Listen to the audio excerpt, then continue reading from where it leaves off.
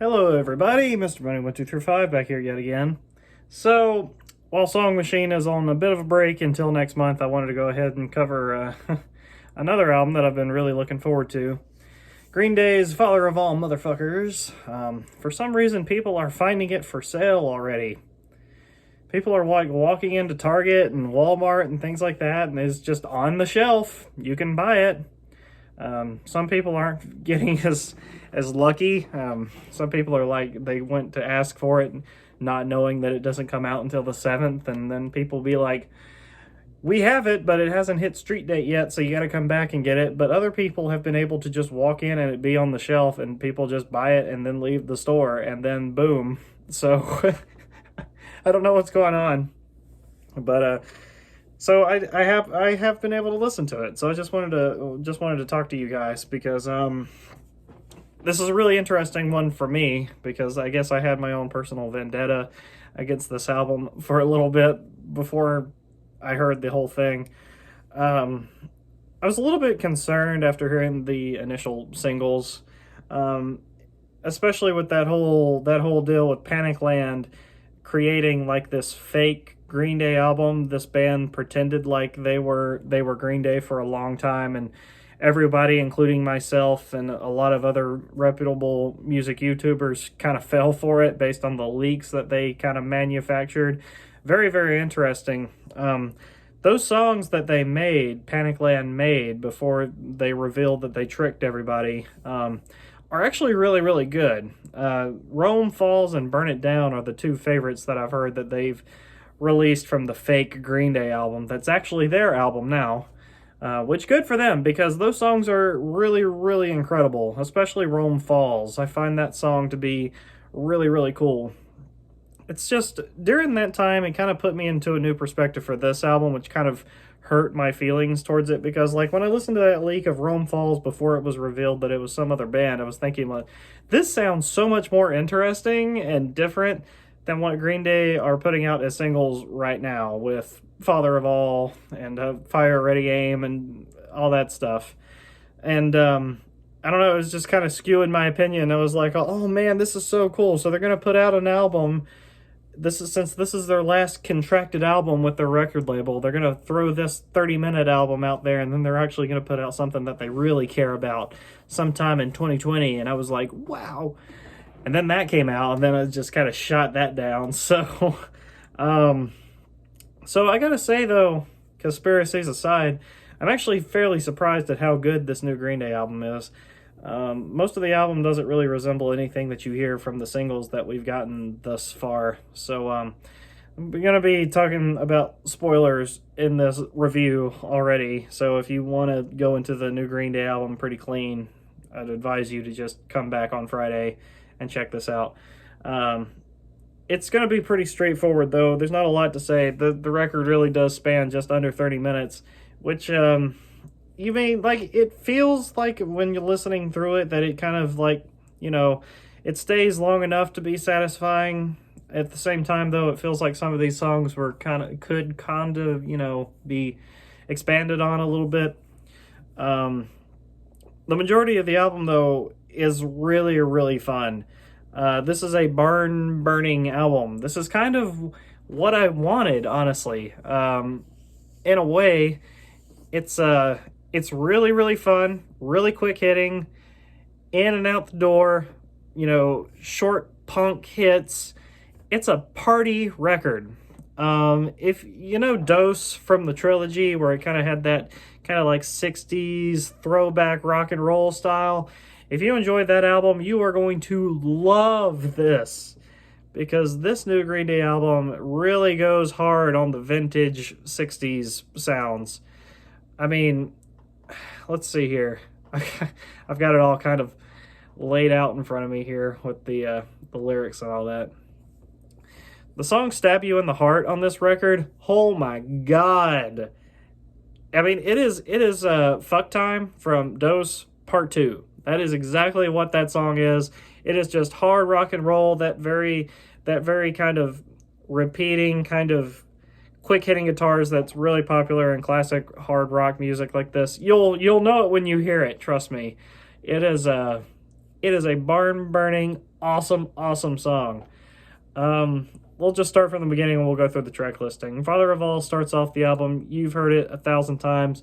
The music video I really enjoyed. This song has really grew on me a whole lot over the past few months. I think it's a lot of fun. I love the chorus. I think it's really catchy. This whole album is just really, really catchy. I'll go ahead and say right now. Great song. Same thing for Fire Ready Aim. You know, just a really hard-hitting, just just comes out at you, and it's really, really awesome. Oh yeah, I guess this would technically be still my least favorite song on the whole thing now that I've heard it. Oh yeah is kind of interesting for a little bit. I feel like the transition between the verse and the choruses on this song, though, is a little awkward. I mean, like, there's a lot of verses that remind me of, like, the same kind of melodies and vocal patterns as another song. I think it's on Revolution Radio. It kind of reminds me of that album a little bit. But yeah, it feels like there's a weird clash between the verses and the choruses on this thing, that it's a little awkward. I don't feel like they transition as well. It's still a decent song, still really catchy. I don't hate it at all. I actually really like it, but it still has to probably be my least favorite. It's like the only minor complaint I can have on this thing. Meet Me on the Roof. This song could so fit on Dookie. Really catchy rock and roll.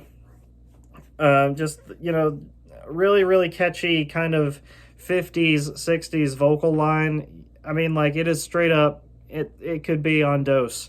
The majority of this album could all fit on Dose, honestly. I mean, the differences between the main singles that we've heard right now and the rest of the album is really kind of weird. It's like this was planned or something, because, like, the first 3 songs on this album don't really give me that whole kind of vintage 60s, 50s feel, but the rest of most of the other songs on this album really, really do. Meet Me on the Roof, really, really great song. Really like the lyrics on it too. It's a lot of fun. You know, it's got like the backing vocals, that really 50s style backing vocals and things like that. I Was a Teenager, the next song on this album. It kind of slows it down just a little bit, but it's still a pretty quick moving track. The lyrics are very, very simple on this thing. Still kind of fits that whole vintage style that the rest of this album has on it. Stab You in the Heart, just so fast. You know, there's like that 12 bar blues kind of sound. Like, you'll know it when you hear it. It's an awesome song. Sugar Youth is probably the shortest track on this album. I don't even think it makes it to the 2-minute mark. But once again, man, just a quick hitting rock song. Just really, really gets you going. I mean, this album just puts a smile on your face with how badass this sounds. I mean, it really is just like a party album. Junkies on a High is probably the most interesting song on this album, as a different kind of thing for Green Day, I should say. It starts off with these like guitars that kind of sounds like Quentin Tarantino, something he would put in his movies, before it goes into this like a really kind of smoky and slow kind of melody. And it's like really, really kind of, I don't want to say creepy, but it's just it's really dark and it's really cool. It's like wearing sunglasses at night kind of cool. Really, really good song. Take the Money and Crawl takes it back up again. Just another hardcore rock song. Just like the other ones before it, kind of has a vintage kind of feel to it. And then we end out this album on a Graffitia. Another great, amazing song to close this album on. Once again, it's not really the most hard-hitting song on this album like most of them have been, but still it has a tiny bit of a vintage flair to it, and then it kind of ends on a fade out, and then that's the album. And it's like I said, it's in and out the door in less than 30 minutes, but man, do you have a ton of fun listening to this thing the entire way through. I've been through it about 3 times now, and I'm looking forward to the next time. I thought this album was a lot of fun.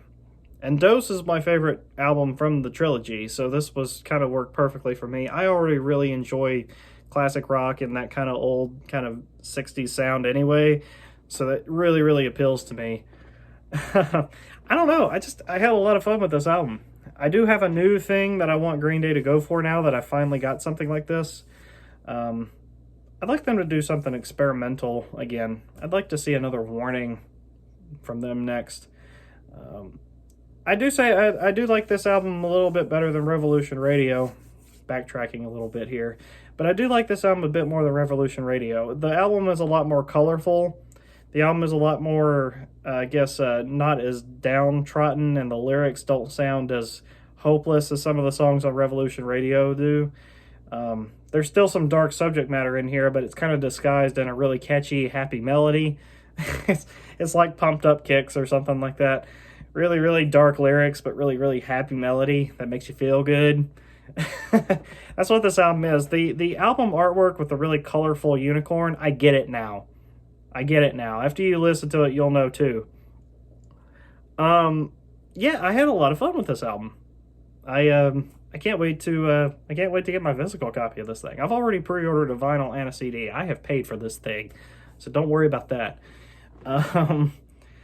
I also, it's kind of weird. It really is. This is like Green Day's like upbeat party album now. It reminds me of like the most recent albums from Panic at the Disco. It's kind of one of those albums where like you throw it on and like you're hanging out with your friends, you're like playing drinking games or something like that, and it's just an upbeat, fun thing to listen to in the background when you're slamming them down with your friends. That's... You know, you listen to Pray for the Wicked or Death of a Bachelor, and like that, those two albums perfectly fit that environment. This is kind of Green Day's version of that. So if that sounds fun to you, then I think you're gonna love this.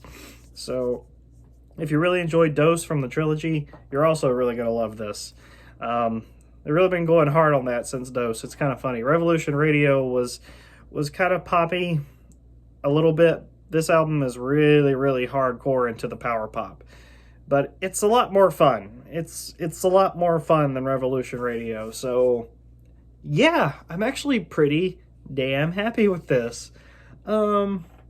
Pleasantly surprised, honestly. Really, really like it a lot. So, check it out for yourselves this Friday. It's really, really awesome. So, have fun, you guys. I'll be back soon with more Gorillaz news, and I might be doing a few more vlogs if people would like to see that. Let me know what you guys would like to see on the channel, dealing with Gorillaz or not. I know most people are here for my Gorillaz content, so that's why I ask. I don't know. I could just use some more ideas, I guess. Might do a few more vlogs. I know not a lot of people like to watch those, but they're fun for me. So I will see you guys very soon. Thanks for watching. Mr. Mooney 1235 out.